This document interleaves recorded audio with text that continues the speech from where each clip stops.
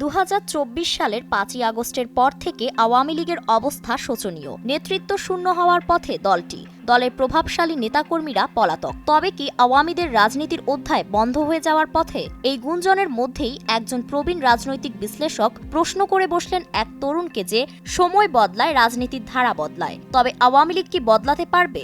তরুণ গবেষক বললেন, রাজনীতি হলো প্রবাহমান নদীর মতো। যদি সময়ের স্রোত না বোঝে, তবে ইতিহাসের পাতায় জায়গা হবে আওয়ামী লীগের। উত্তর শুনে পাশে থাকা আরেক বিশ্লেষক বলে উঠলেন, আওয়ামী লীগের সামনে এখন দুটি পথ, নদীর মতো বয়ে চলা অথবা স্থবির হয়ে পড়া।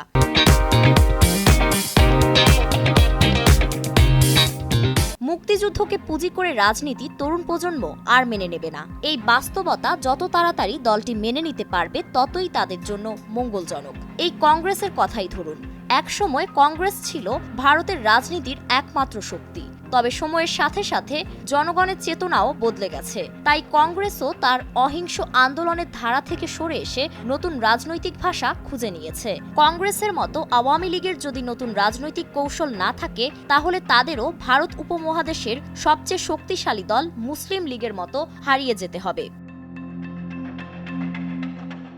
আওয়ামী লীগের সামনে এখন এক অনিশ্চিত ভবিষ্যৎ। এই অনিশ্চিত ভবিষ্যৎ সৃষ্টিকারী ব্যক্তি অনেক আগেই পালিয়ে গিয়েছে ভারতে। প্রবাস জীবনের অভিজ্ঞতা মুজিব কন্যার জন্য নতুন কিছু নয়। 1975 সালের 15ই আগস্ট বঙ্গবন্ধু শেখ মুজিবুর রহমান ও তার পরিবারের অধিকাংশ সদস্য হত্যার পর দীর্ঘ সময় ভারতে ছিলেন হাসিনা। যদিও 1981 সালে বাংলাদেশে ফিরে আওয়ামী লীগের নেতৃত্ব নেন তিনি। দলের পূর্ণ গঠনে ও ক্ষমতায় ফিরে আসতে তাকে লড়াই করতে হয়েছে 21 বছর। তবে এবার পরিস্থিতি ভিন্ন, কারণ আওয়ামী লীগের ভবিষ্যৎ শেষ পর্যন্ত নির্ধারণ করবে বাংলাদেশের জনগণই। বাংলাদেশে এক সময় মুক্তিযুদ্ধের চেতনার রাজনীতি ছিল সবচেয়ে বড় শক্তি। তবে নতুন প্রজন্ম সেই চেতনার রাজনীতি গ্রহণ করতে পারছে না। তরুণরা নতুন চিন্তা ভাবনা নিয়ে এগিয়ে যাচ্ছে। তারা মুক্তিযুদ্ধকে সম্মান করে ঠিকই, তবে তাদের প্রধান অনুপ্রেরণা এখন অর্থনীতি, কর্মসংস্থান, শিক্ষা, প্রযুক্তি এবং আন্তর্জাতিক সংযোগ। তাছাড়া নতুন প্রজন্মের হাসিনাকে নিয়ে ক্ষোভ আগেরই।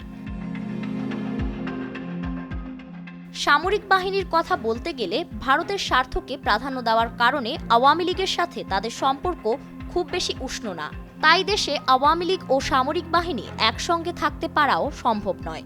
দেশের নিরাপত্তার প্রধান রক্ষক হিসেবে বিবেচনা করলে হয় সেনাবাহিনী থাকবে, আর যদি জাতীয় স্বার্থকে খাটো করে ভারতের সঙ্গে সমঝোতা করা হয়, তবে আওয়ামী লীগ টিকে থাকবে। তাই একসঙ্গে সেনাবাহিনী ও আওয়ামী লীগের একসাথে থাকা সম্ভব নয়। তাছাড়া গত 5 দশক ধরে ক্ষমতার কেন্দ্রবিন্দুতে থাকা এই দল বর্তমান পরিস্থিতির সঙ্গে খাপ খাইয়ে নিতে পারছে না। তাই তো তারা কোনো এক অন্ধকার ভবিষ্যতের দিকে ধাবিত হচ্ছে। রাজনীতিতে ফিরে আসতে হলে প্রথমেই আওয়ামী লীগকে রাজনীতির ভাষা বদলাতে হবে। মুক্তিযুদ্ধ বাংলাদেশের গর্ব, তবে রাজনীতির ভবিষ্যৎ শুধুই ইতিহাসের উপর নির্ভর করে গড়া যায় না। ফারিন রহমান প্রীতি, নয়া দিগন্ত।